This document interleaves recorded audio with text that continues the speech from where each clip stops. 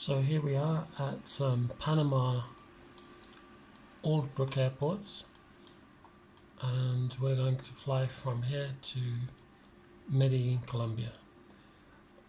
Now you can just see this is a pretty short runway. This airport in Panama City is the small airport that's used normally just for regional flights, but for some reason it seems like the Panama International Airport, Tocumen, is not in the simulator. So we're going to take off from here. To the left you can see a little hill. If you ever go to Panama, this is quite a nice place to come and watch the planes taking off and landing. And just to the right there you can see the bridge over the Panama Canal, which is the bridge that takes the Pan American Highway across the Panama Canal. So this small airport is right pretty much in the center of town, and I think it used to be an old American airbase, and now it's an airport. So let's have a look inside the plane. I'm going to get it set up so that it's comfortable for takeoff. I like to have this kind of position where I can see everything. I'm going to turn up the brightness of the displays a little bit. Okay, so after takeoff we will be going to 5,000 feet. We've already got takeoff clearance, clear for takeoff. So off we go.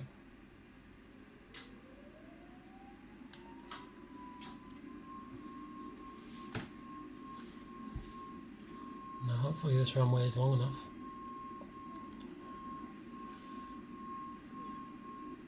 I can't guarantee it. It's pretty narrow.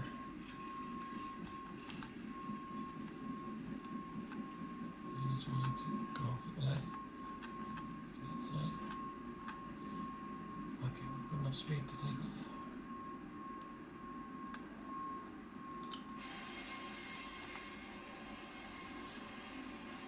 So yeah, just to the right is the bridge over the Panama Canal.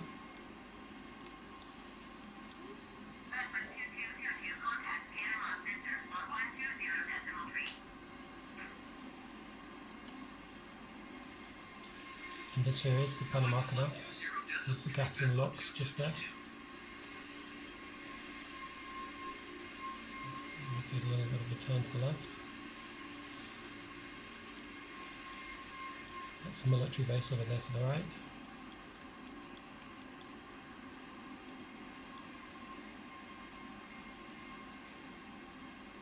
These little islands are pretty nice. If you ever go to Panama, they have a marina and a couple of restaurants there. And behind us you should have the old town. Okay, yeah, there's the old town. This is Panama Old Town. This is the seafront, and this is Panama City right there.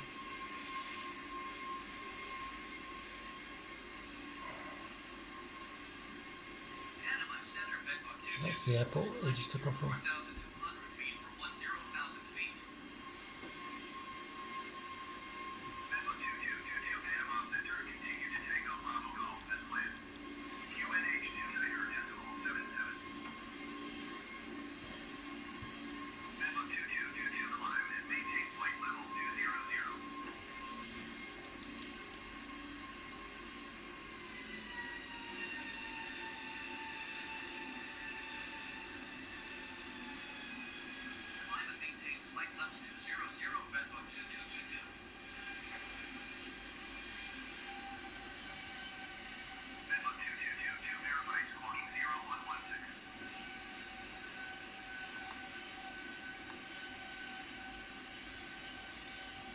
I'm going to check that in a minute. For now we're going to take in the view of the city.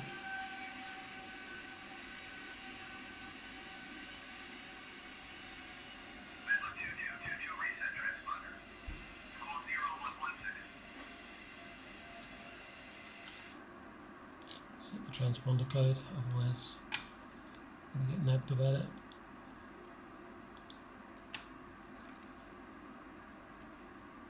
So here we go. 0, 1, 1, 6, and on. Okay.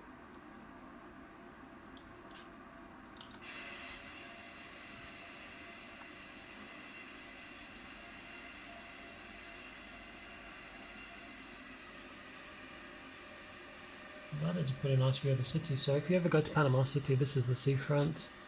That's the bridge across the canal. You can go out here to this area. They have some cafes and restaurants and a nice marina. That's the old town.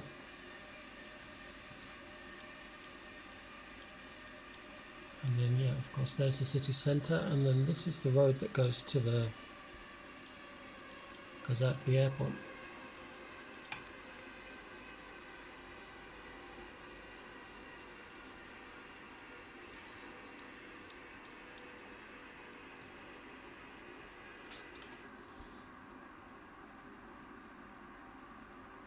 I've switched on the autopilot.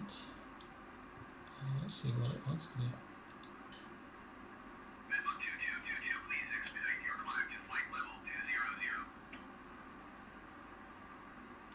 I think what it's trying to do is to go back overhead the airport, and it wants to start from there now. So I'm just going to let it do what it wants. I'm not in too much of a rush.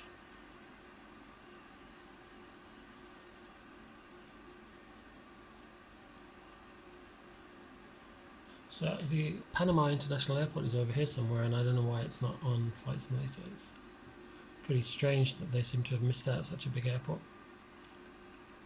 So yeah, let's go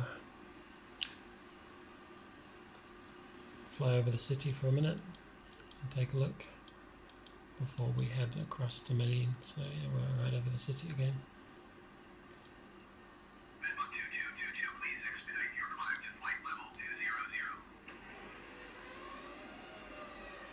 Now that building last time I was in Panama didn't exist. I don't know. Does it really look like that? I can remember there used to be some buildings here, and there was like a seafront they were developing, which the first time I went to Panama wasn't really very developed. Now this huge thing here is Allbrook bus station. It's right next to the airport. It's very big. It's not the airport terminal. This airport terminal is very small. Yeah, if you go to Panama by bus, from there you can take a bus to different parts of Central America. You can go and visit Miraflores locks, which are just over here. They have a visitor centre. You can see the boats coming through the canal. And then if you take a bus to the north, it will cross this road, and then it'll go along the Pan American Highway up towards Costa Rica, or David in western Panama. So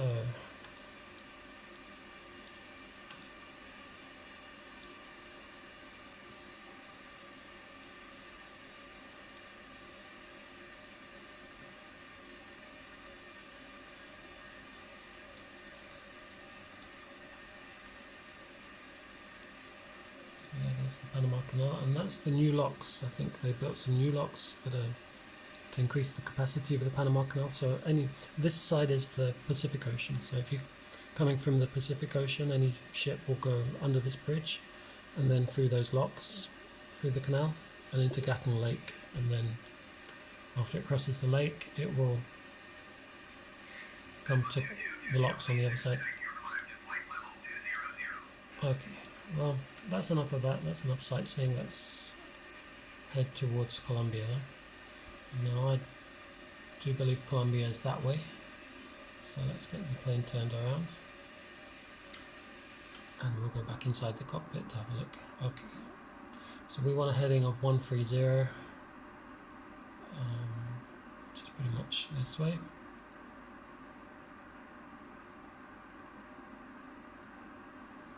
Now I'm going to disconnect the autopilot for a minute because I don't know what it's doing.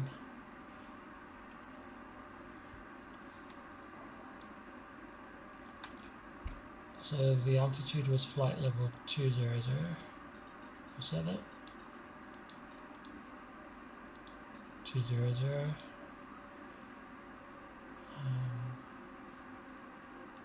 Okay, let's put the autopilot on.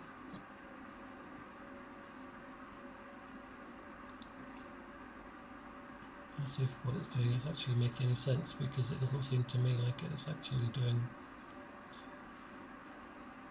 You know, I'm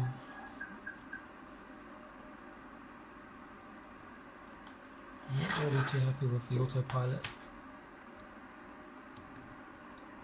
this back.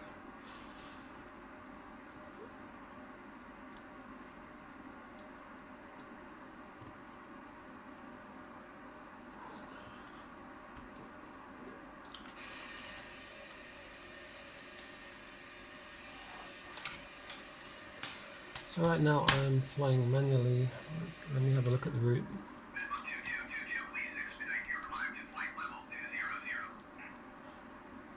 So this is our route. We're going to fly from Panama City, we're going to cross these islands to Pumba, and then we're going to cross the border into Colombia at Ivros and head from there directly to Medellin Airport.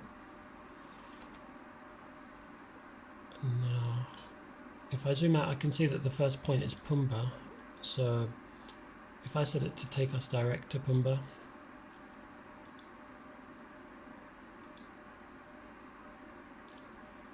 that shows me a direct line to Pumba. I'll confirm it. And it should take a second, but it should appear on the screen as direct to Pumba.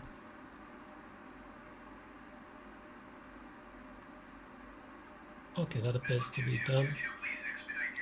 Let's try turning on the autopilot and see if it does that correctly.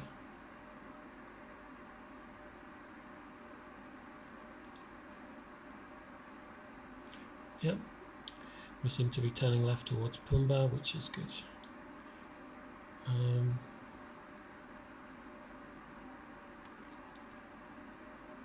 Let's set the power. We want that in the climb position.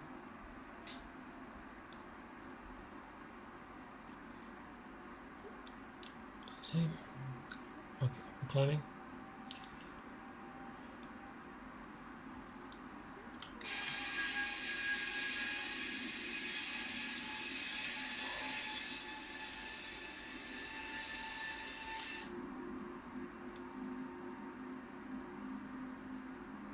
Okay, we've got flaps up, spoilers up, gear up. Okay, the exhaust gas temperature is a bit high, so I'm going to reduce power to just keep that down within limits. Okay, so Pumba, our first waypoint, is 56 miles away, and we should arrive there at 1842. Now, if I look at the current time, it's 18:29, so that means in 10 minutes. We're 10 minutes from here, from that point.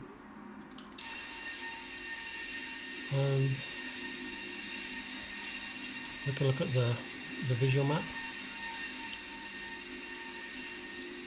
You can see we've got quite a long way to go. That's 50 miles, about another 50 miles to the border, and then about 100 miles.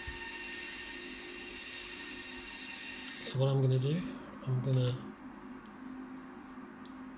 switch off the seatbelt signs, I'll switch off the landing lights, just check everything's correct up here. Okay, the temperatures are a bit low. I'm going to turn up the heating to about the middle of the range.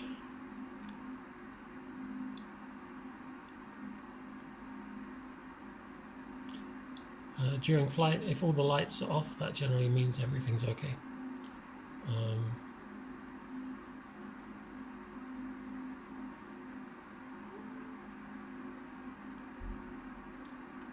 Okay, I'm just going to adjust the brightness of a couple of these panels, and adjust the brightness of it as well.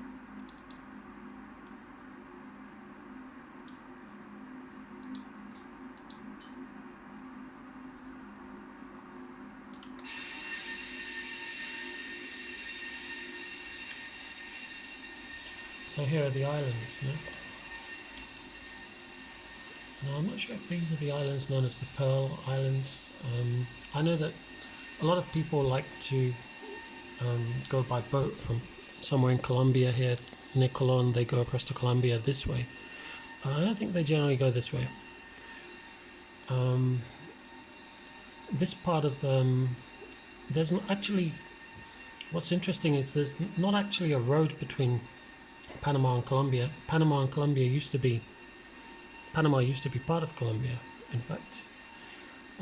but then it got independence, and since then they never got around to building a road. It's actually impossible to travel by land between Panama and Colombia, although you can walk through the jungle, which is extremely dangerous, and that's a route that's used by immigrants and drug traffickers.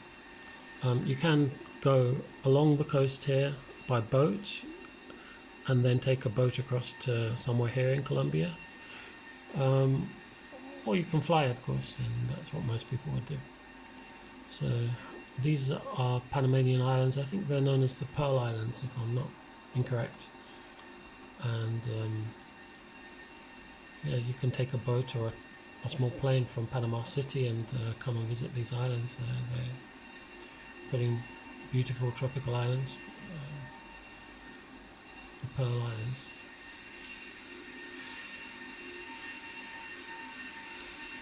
So when we reach Ivoros, we'll get handed over to Colombian air traffic control. It seems there's a thunderstorm below us. We're just passing over the biggest of the Pearl Islands. We have an aircraft to the right. Let me see if I can spot it. I can't see it. There's an aircraft out there to the right somewhere.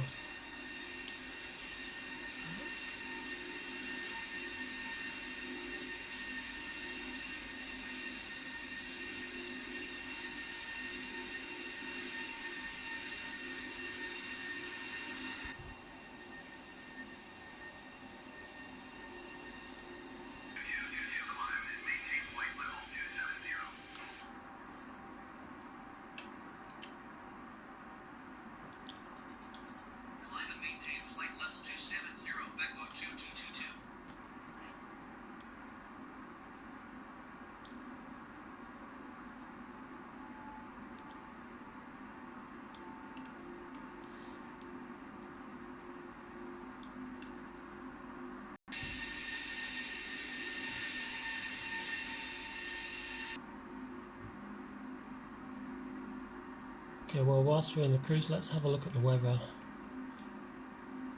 at the destination. We'll go into the menu here.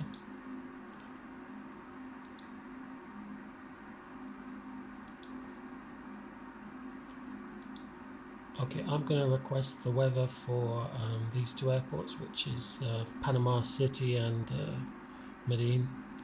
I'll send a request. And if I look at the received messages, no messages, but if I check back in a second, it takes a minute. Okay. There we go. There's the message. Not available. Well, that wasn't very useful. Okay, never mind. Let's have a look at the flight plan. So, total distance remaining is 228 miles. We expect to arrive there at 1910. That's the time we left our first waypoint at 1826. So the total flight time, as you can see there, is it's not that long at all. It's actually about 40 minutes, 45 minutes. If we look here, this is the cabin temperature, 23 degrees in the cockpit. This is the outside air temperature, 10 degrees. Here we can see the fuel flow, so 900 kilograms per hour on both engines, pretty much. But we are climbing right now, so that will reduce once we get into the cruise. This is the standby instrument, which shows us the just speed and altitude, 24,000 right now. These buttons just turn up the brightness. This button turns on the terrain on the navigation display, but we're high up right now, so it's not displaying anything.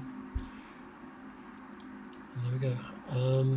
Now we've been told to go to flight level 270, so I should set this at the altimeter to standard pressure. So I do that by pulling it up. and now this shows us flight level 270 instead of 27,000 feet.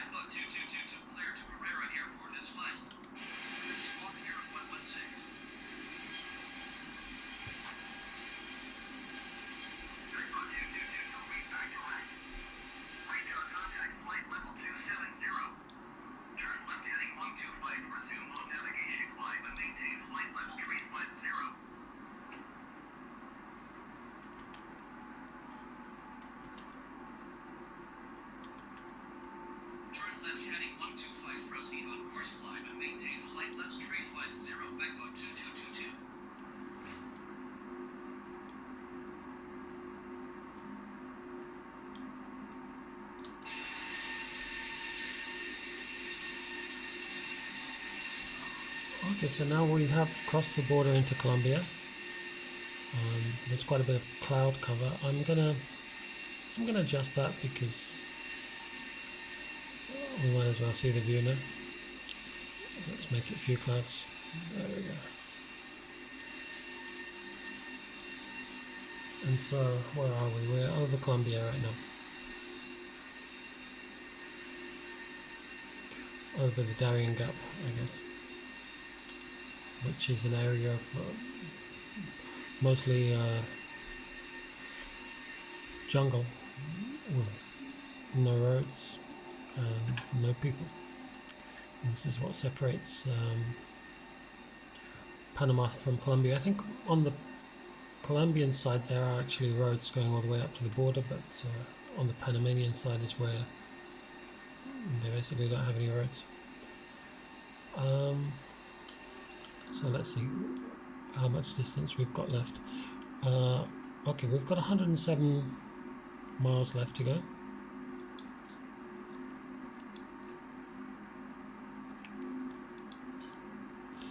I'm going to start looking into the arrival. So let's check out what options we've got. No options. Okay, well,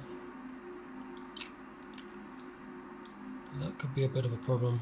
So what I'm going to do is I'm going to have a look at another map, because I want to make sure that I'm not just going to arrive there and fly into a mountain or something. I need to check that I'm arriving from the right direction. Descend and maintain flight level 290, back on 2222.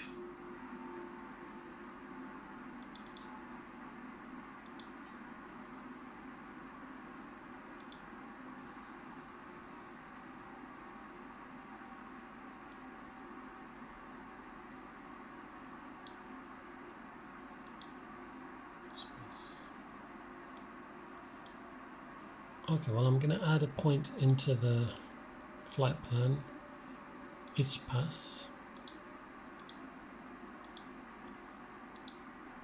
in order to line myself up for the runway.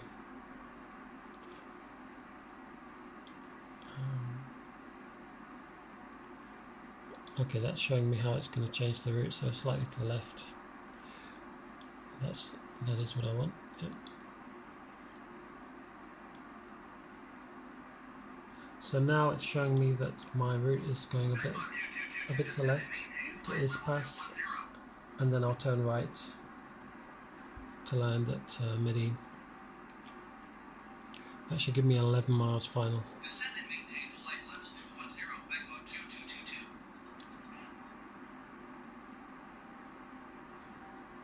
Back on 2222, you are 9 miles northwest. Descend and maintain 11,000 feet. Expect vectors visual runway 20 approach. Okay, we're cleared to 11,000 feet.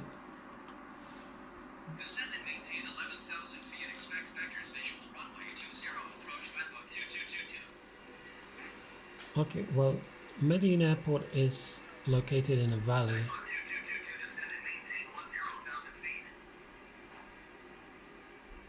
I'm gonna put out the spoilers so that we get down a bit faster.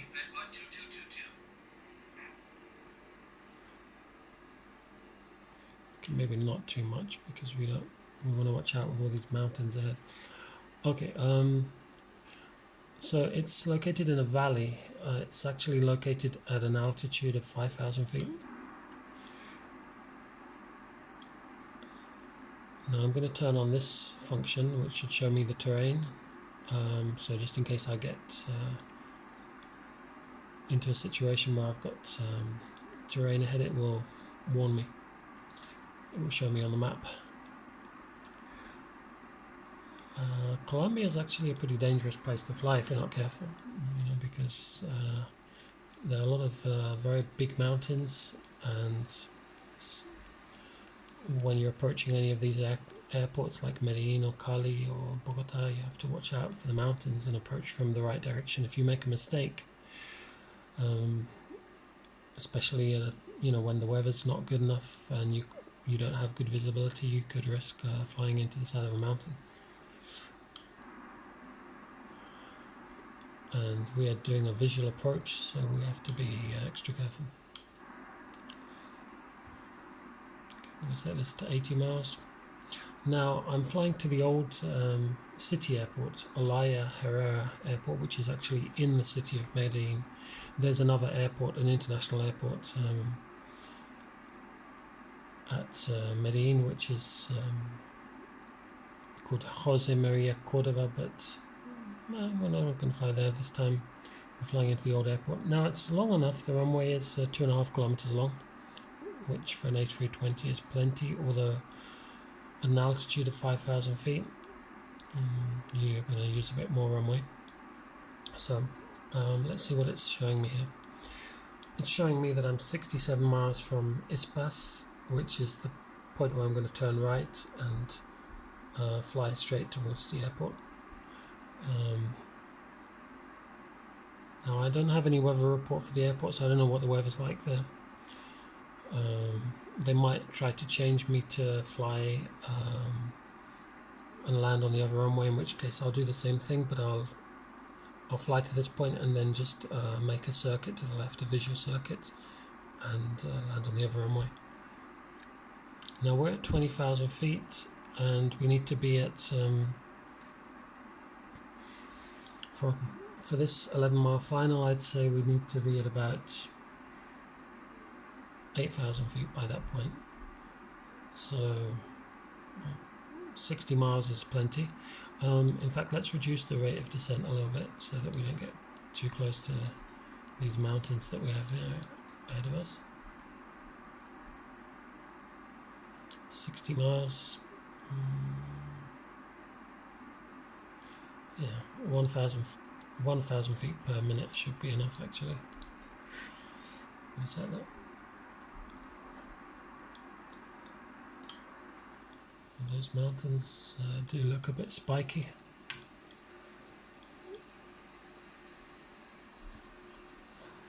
So let's have a look where we are on the map.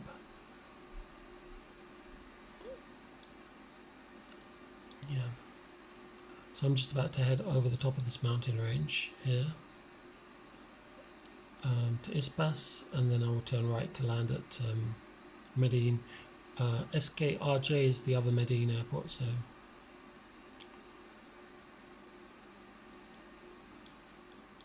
now hopefully air traffic control isn't authorizing me to descend below a safe height, but you can never be sure. I mean,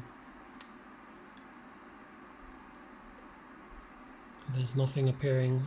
I've got the terrain here, so that should show me in the red if there's any. This should let me know if there's anything ahead of me that's going to be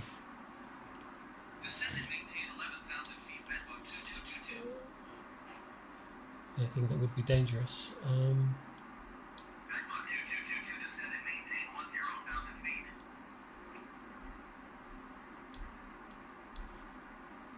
Okay, 10,000, 10,000 feet. So I should set the local pressure as we're dealing with feet now. And let me just check that this is okay. Yeah. We don't want to be descending at such a high rate. Bedbug 2222, did you hear my last transmission? I need to acknowledge that. Descend and maintain 10,000 feet, Bedbug 2222.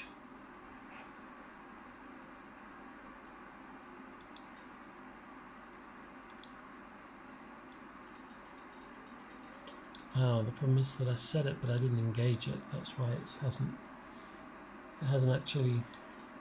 You have to set the vertical speed here. So here I'm setting the vertical speed of minus 500, but you have to actually engage it, otherwise it doesn't actually do that. So that's why it was still descending at a high rate. Now, here, this map is starting to show me areas of high ground. So it's showing me that to the right there's. Bedbug 2222, descend and maintain 11,000 feet. Go back to 11. Let's see.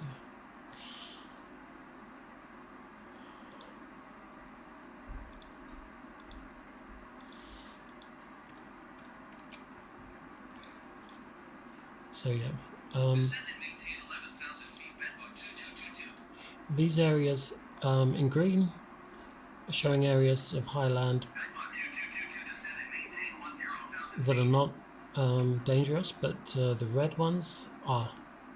So if I was flying in that direction,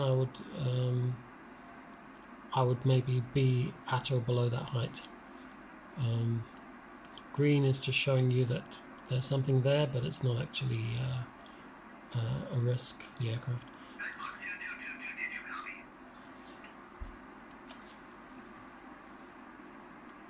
Descend and maintain 10,000 feet, Bedbug 2222.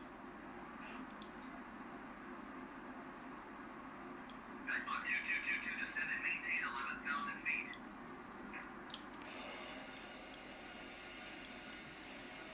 Okay. There seems to be a bit of a glitch with the air traffic control. It keeps on switching between 10,000, 11,000, but you know, I've said 11,000 for now. Descend and maintain 10,000 feet. Okay. I think what it could have something to do with is the fact that the mountains here are quite irregular, so at certain points it's thinking that you need to be at one height, and then or maybe it's confused about where exactly I'm headed to. So we are descending towards 11,000, but slowly, because we don't really need to get there Descend and maintain 10,000 yet. feet, Bedbug 2222. I'm actually going to put it at 100 feet. So we're very slowly descending. Bedbug 2222, descend and maintain 11,000 feet. We've still got 30 miles to go, and we only need to lose 2,000 feet. So 2,000 feet in 30 miles is it's quite long. Let's see how long it would take to get there. 1909. Okay, in 5 minutes. 2,000 feet. Descend and maintain 11,000 feet, Bedbug 2222. 2,000 feet in 5 minutes would mean Bedbug 2222, descend and maintain 10,000 feet. about 300 feet per minute now.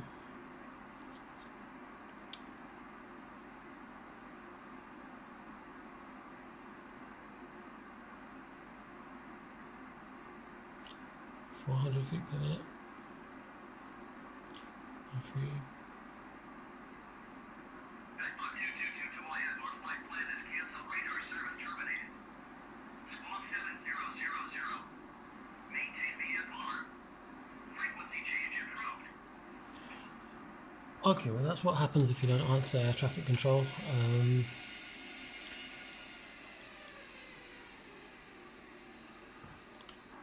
Okay, we've reached the deceleration point, and that's why the aircraft just suddenly reduced power, and the speed is reducing now from 270. It's probably going to reduce down to about 200, I would guess. Let's keep an eye on it and make sure that it doesn't reduce too much. I'm going to leave, as far as air traffic control is, I'm going to probably just not talk to them for now. Because there seems to be some kind of bug. It keeps on repeatedly asking me to descend to 10,000, 11,000. So I might just go straight to the tower frequency, or I might, retry with the flight plan in a minute. Okay, well, we are 30 miles from the turning point at Ispas, so I'm going to turn on the landing lights. So these are the two landing lights. I'm going to set the auto brake. I'll set it to medium, as this is relatively short runway. Okay, we have slowed to 200 knots, so that's fine for now. As we get closer, I'm gonna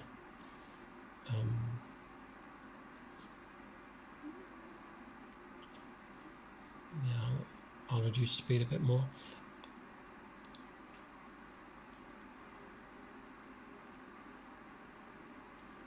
So we have 27 miles left, 15 miles to Ispas, where we need to be at 11,000. So I'm going to increase the rate of descent a little bit.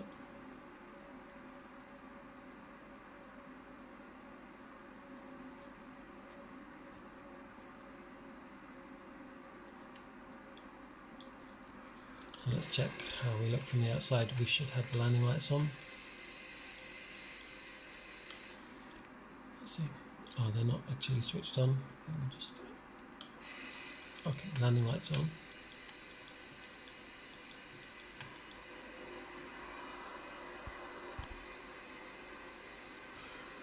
Well, this is looking like it's going to be a pretty difficult approach, but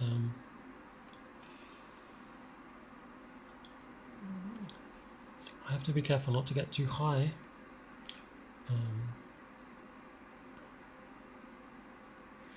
But on the other hand, there are a lot of mountains around here, so I can't afford to get too low. I have to really be careful.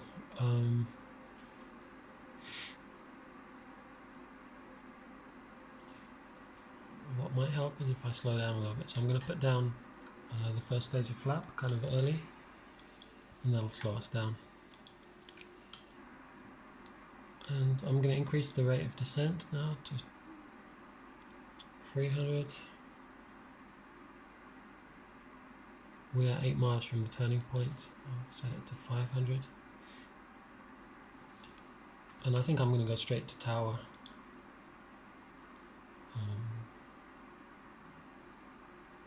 It's KMD.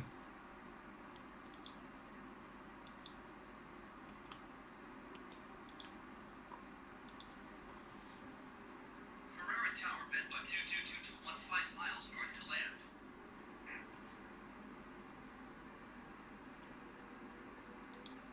Bedbug 2222 to Larry Tower. 13 in runway 20. QNH 29.9er 2 with 276 at 7.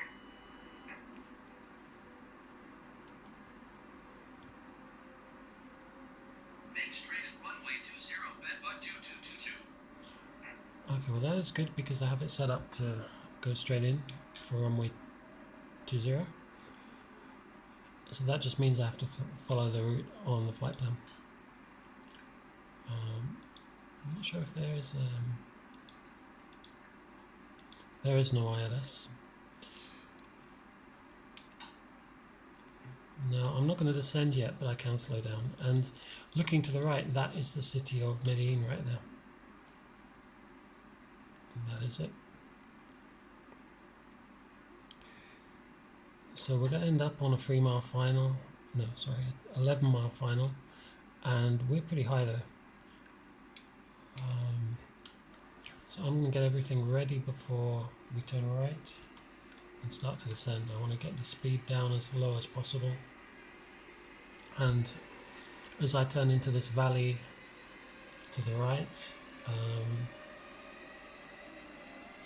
actually I'm going to turn off the autopilot and do this manually. we're going to have to make sure that we're not too fast, because the problem is, basically, this valley here ahead of us is the city of Medellin. Medellin is, I can see the airport to the right. So now we've cleared the last of the mountains. I'm going to put out the spoilers, and we should start to lose height. I'm going to put the engines to idle. And we need to lose height as quickly as possible to get down there into the valley, and in order to land the airport. Now, you can see this river, following the river, just to the right, that's the airport right there. So we need to get,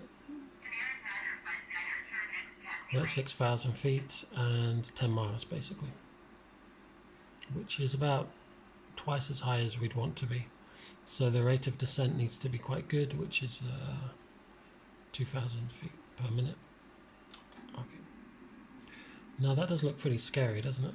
Now you can see here this is showing me the areas of high land, and some of these areas are red, which means that those areas are at or above the height of the aircraft. So we've got the speed brake deployed, we have the wheels down.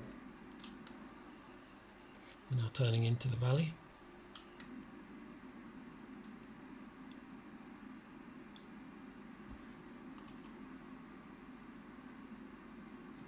Okay, I'm cleared for the approach, straight in runway 20.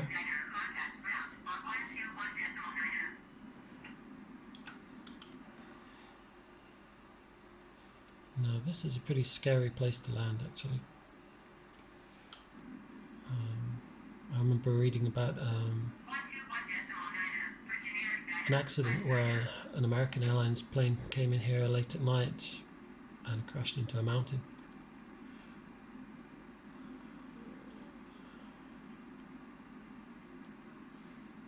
I think they made a mistake. They entered the wrong waypoint into the flight computer and ended up crashing into a mountain. And I think that was before aircraft had the type of systems that they have now, which here would show you the terrain. Now with that should help to avoid the risk of things like that happening, but as you can see, I mean, it's not exactly a very easy landing. You don't have too much room for error here. You have to come down into the valley at the right point. Okay.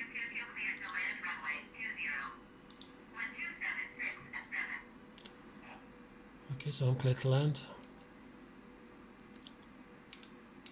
I've got flaps full, wheels down.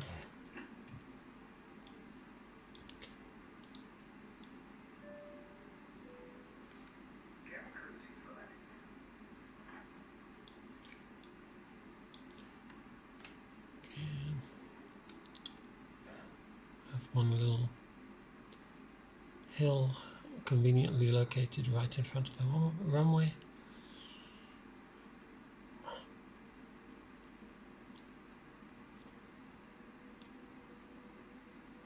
I've been to Medellin, but I've never been to the airport.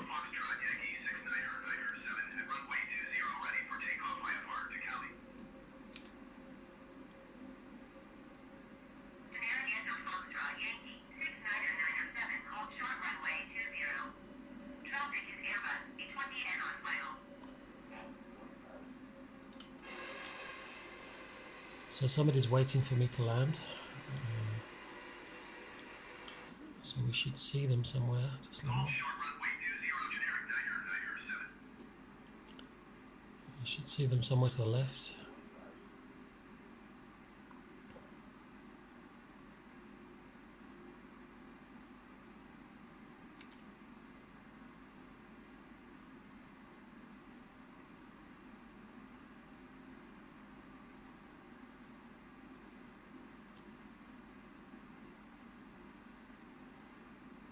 I see that aircraft that's holding short actually. I don't know where it is. We're still coming in a bit fast actually. I see the aircraft, okay. It's holding short.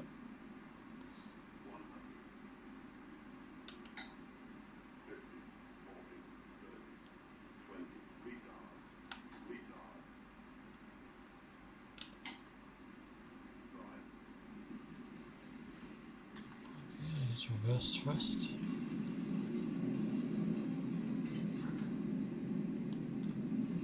It's a good thing I selected medium auto brake and not low. Seems like we need it.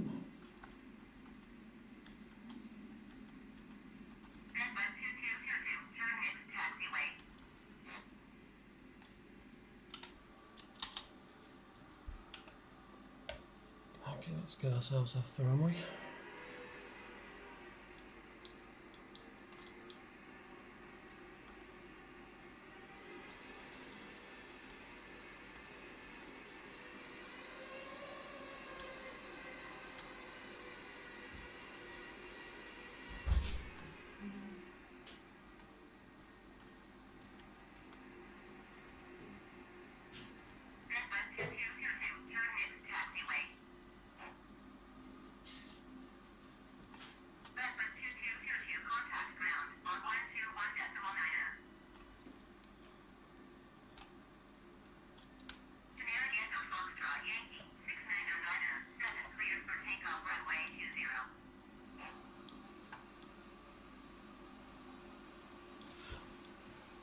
Okay, so we're out of the way.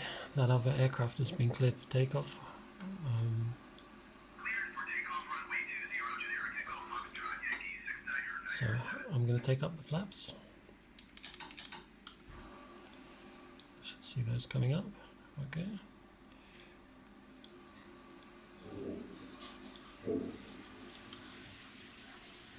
Tower, generic Echo Foxtrot Yankee 69er. We need to switch on the APU. Inbound visual runway 20 approach. Turn off the landing lights. And switch on the taxi lights. Generic Echo Foxtrot Yankee 89er Herrera Tower. Cleared visual runway 20 approach. QNH 29er 21276 at 7.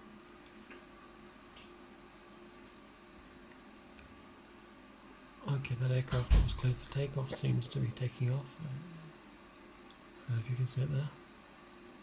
Oh yeah, it's taken off and it's just there. Because it's a small plane, it's kind of hard to see it, but actually this airport is more suited to those type of planes. It's not really an airport for big airliners like this. It's a little propeller plane.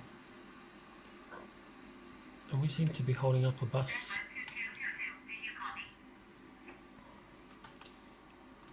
Okay. We should contact ground.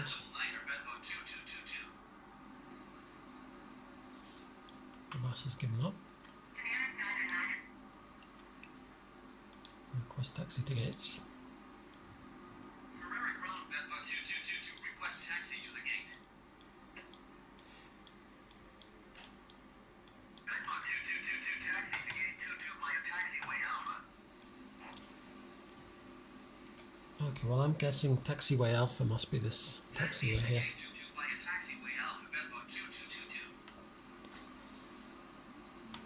There's only one taxiway, so that must be taxiway Alpha. Now, I don't know about this car. This car is going to be kind of in the way, but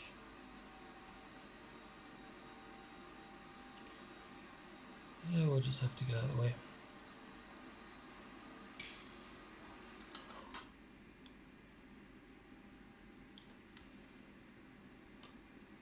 It's quite a nice effect. They've got the palm trees.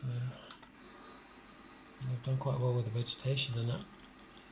This looks like Medellin. I mean, you know, I've been to Medellin. I know what it looks like. The houses on the hills there, they look exactly like that. I don't know how they've done it, but they've done a very good job. Okay, well I'm going to go to the right. So that guy's sitting there. Let's just avoid hitting him with the engine. Okay.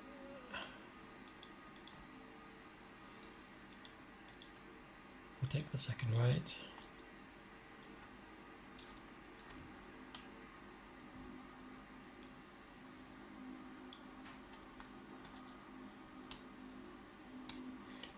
I think this airport is used only for domestic flights, as far as I know. I think this is just for domestic flights, and I'm not sure if big planes like an A320 can come in here, or just smaller sort of regional jets. Not sure about that.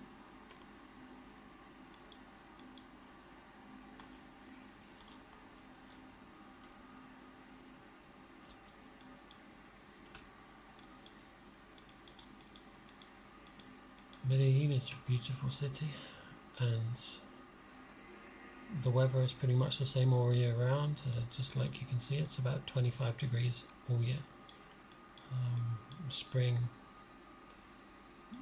pretty much like an English summer all year round. Because of the altitude, it's at 5,000 feet. Bogota is, I think, even higher, and Bogota is a bit colder than Medellin. Bogota is it's pretty cold all year round, about 15 or between 15 and 20, but Medellin is pretty much always about 25 degrees, between 20 and 25, so the weather really is pretty much perfect. It's one of the reasons that people like Medellin. And for me, it was one of my favorite places in Colombia.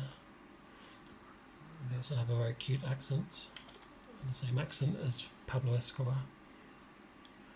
If you've ever watched Narcos, you know what that sounds like. Okay, so ground services. Let's request the jetway.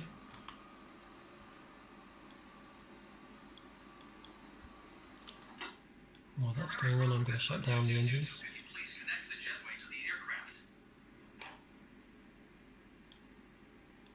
One and two.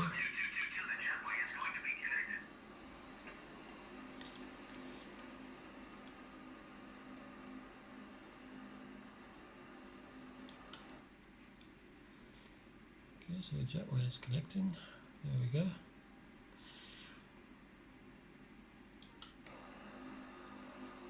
The engines are stopped, so that means I can turn off the lights. I can turn off the beacon light,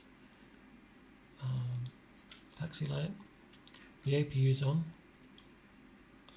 but we now have exterior power, ground power available. So we're going to switch to ground power and switch off the APU.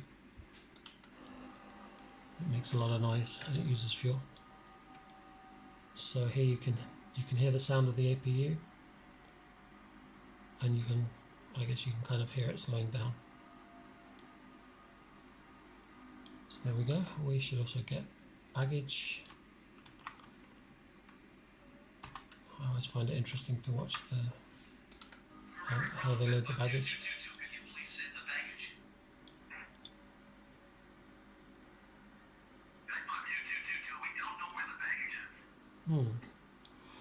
Well, there it is. I can see it. So let's try again.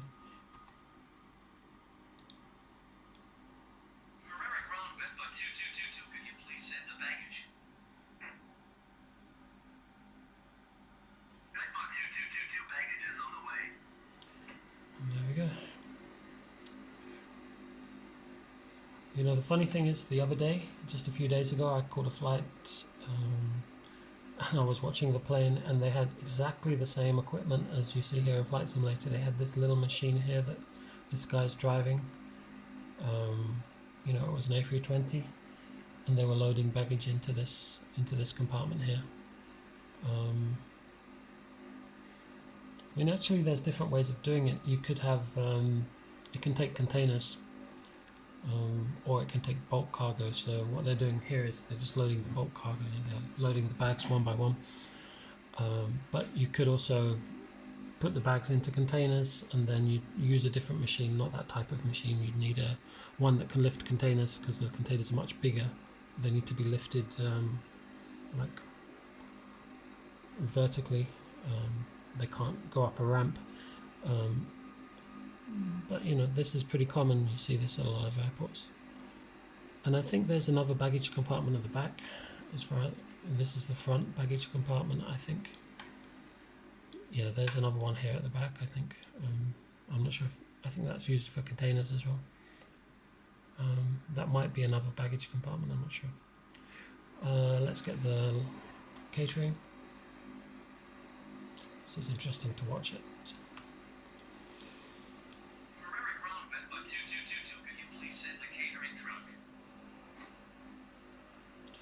Okay.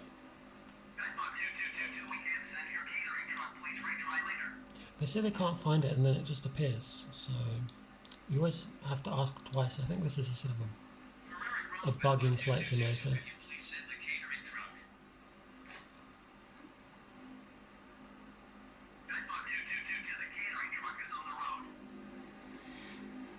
So now this is something that is kind of realistic, because aircraft do load, normally they do load the food at the back here, because the galley is at the back now. And what they do is they use trolleys. So what happens is they'll open this door at the back. This truck comes straight from the warehouse, where the factory where they make all the food, and they'll take the old trolleys off and just wheel the new trolleys on. So this thing lifts up, so it's the same height as the door. Yep, and they push they'll wheel the trolleys straight into the galley.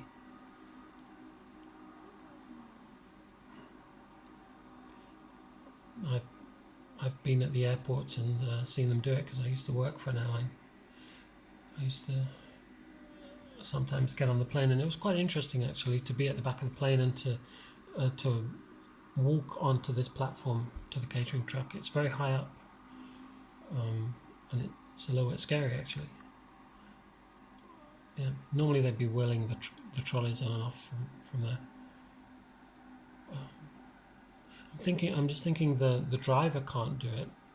Well, I guess the driver can, but the driver would have to get out of his cab. No, he'd have to walk around and go through this door at the back and then operate this thing. Because once it's up there, there's no way to get up there now, is there? I guess that's how it's done.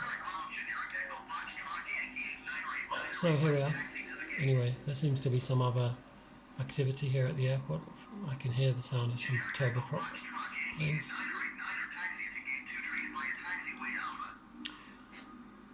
And there's Medellin. So what I'm going to do, I'm going to shut down the plane now. Let's imagine that we are leaving the plane here overnight, so we want to shut it down. Now, the APU is already shut down, so that means when I disconnect the external power, a lot of things have shut down, most of the instruments. Normally you could switch a lot of things off individually. This should be at neutral. You have to check a lot of things, obviously. Go for a whole checklist. I'm not going to do that now though. These buttons would be switched off. You'd switch off all the fuel pumps.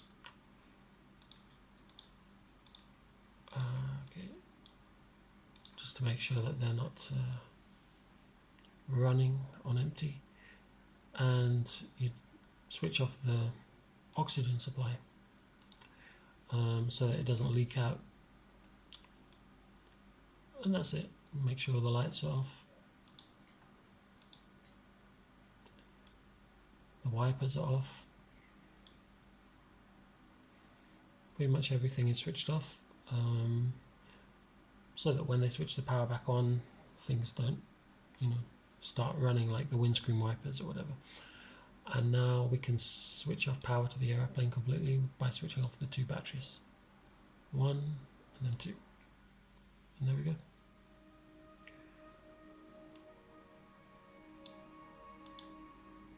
In Flight Simulator, when you do that, When you power down the aircraft completely, then the other thing that happens is that it logs your flight. So there we are. If we want to start it up again, we'd start by switching on the batteries, then switching on the APU, or connecting ground power, and then of course you can start up the engines as you push back. So I hope that you found that interesting, and if you did like it, subscribe, and I'll be making more similar videos. If you like, you can write in the comments where you think you'd like me to fly next. I can do a flight from Medellin to Cali, to Bogota, or maybe to Venezuela. That could be an interesting place to go from here. So, okay, until the next video, take care.